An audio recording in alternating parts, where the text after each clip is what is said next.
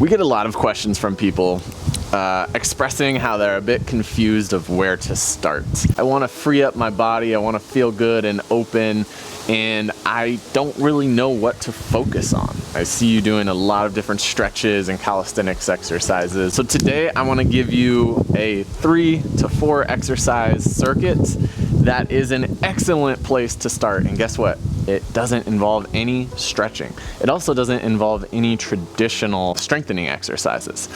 What I find is that the best exercises are movements that actually make your body stretch and strengthen at the same time. Okay, so this is perfect for beginners. It's also perfect for you guys that are training hard and want to do some stuff on an off day for some active recovery. So one of my favorite exercises, I've seen this save so many from hip pain, from lower back pain, is the dead bug.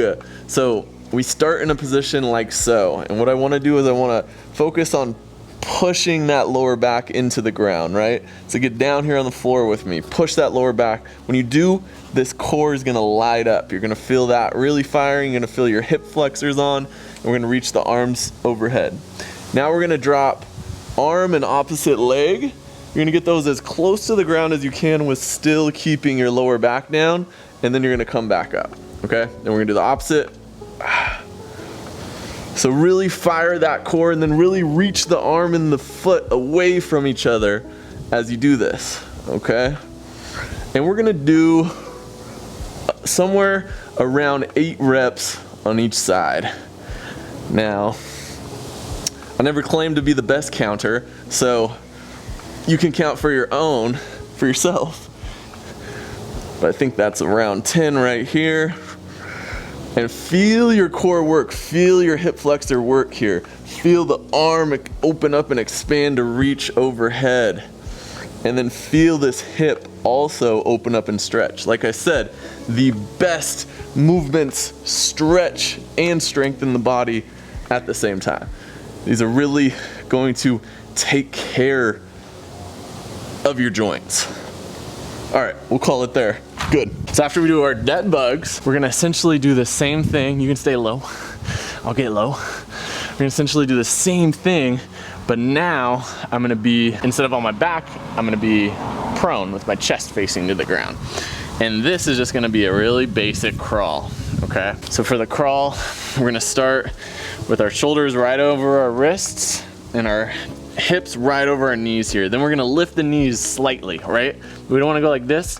We wanna have our knees hovering right over the ground. And then we're gonna do the same thing as that dead bug, keeping my core really tight and active. I'm gonna crawl forward. Now we're getting this reactive strength from the body, right? A good way to heal yourself from the imbalances and pains that you have going on is to learn how to move yourself through contralateral movement like this, like the crawl is, with keeping a stable rib cage and spine, okay? I'll go back. Make sure that you breathe and really feel your hand press into the ground, feel your toe press into the ground. And this is much better, I'm gonna say it, this is much better than push-ups or pull-ups for just keeping your body healthy, okay? So we crawl somewhere around 10 to 20 steps, depending on where you are. You can start with just, start easy, right? If you're too embarrassed to do this in public, do it in your backyard or do it in the hallway of your apartment, right? The next one that we're gonna do is we're gonna sit into a squat. So what I want you to do is just drop your hips down and get comfy here, okay? Now if you're really stiff and it looks like this, then what I want you to do, so I want you to use some type of platform, some books, just your shoes, elevate your heels. Notice how when I elevate my heels, so much more comfortable just sitting down here and I can spend some time. And now what this is gonna do is it's going to just naturally stretch me into my ankles, my knee bending forward. My ankle is stuffed in padded shoe all day, and I don't quite get this proper ankle range of motion.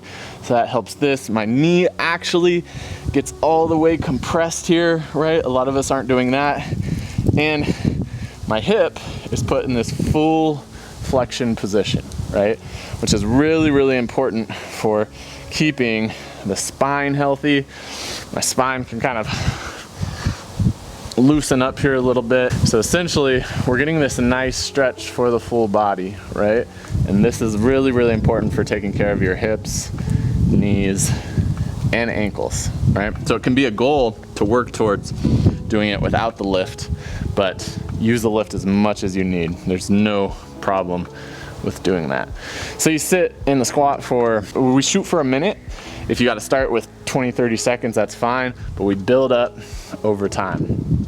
With just those 3 exercises right there, you're gonna be feeling really, really good. You're gonna be taking care of your body in the right way, and you can just repeat those, right? So I like to do on my off days, I'll do a little circuit of that 3 times, maybe 3 rounds.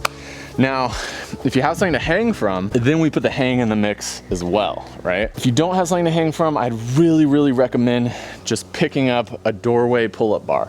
I mean, you can get these for like $25 now. It's just such a good investment for your shoulders, right? There's a lot of good information out there about how just simply hanging every day or putting it into your weekly schedule can actually heal your shoulders and actually improve what's going on in your shoulders and cure some of that pain that you're having. So for the hang, simply grab onto something and let your shoulders drift up to your ears. Try not to arch too much, right? In all of this, we're trying to keep a pretty neutral spine. Sometimes it helps to put your feet out in front of you, like so. And we just want to relax here. We want to let those shoulders drift up. And we want to feel all those big back muscles being stretched up. We feel the chest being stretched up. Even the rib cage muscles are getting a good stretch here. You know, sometimes in the beginning, what can limit your hang is your grip strength. So, you know, that's gonna improve over time, but there's no harm in doing 20 seconds. My grip's starting to give out. Put those feet down just very lightly on the ground here. And then I can just build up more time in this position with a little bit of assistance, right? Or even if this is just too hard on your shoulders in the beginning, then simply just put your feet lightly on the ground or on a platform for you to build up that time in the hang position. So, like I said, you do 3 rounds of this, all 4 if you can. If you can't do the hang, you don't have something to hang from, just those first 3. Your body is going to love you. So like I said, a lot of people ask where to start. You don't need to do anything fancy to start. Start with the basics, the fundamentals. Get your body firing right, moving right. Then you can move into more of the stretching and strengthening exercises that we share here on StrengthSide. So if you are feeling pretty good from doing this with me, comment below, let me know. How are you feeling? We're here at the Hashside Gym. If you guys want a little tour of the gym, see the equipment that I think is like really nice for using for all the type of training that I do, pop that in the comments as well.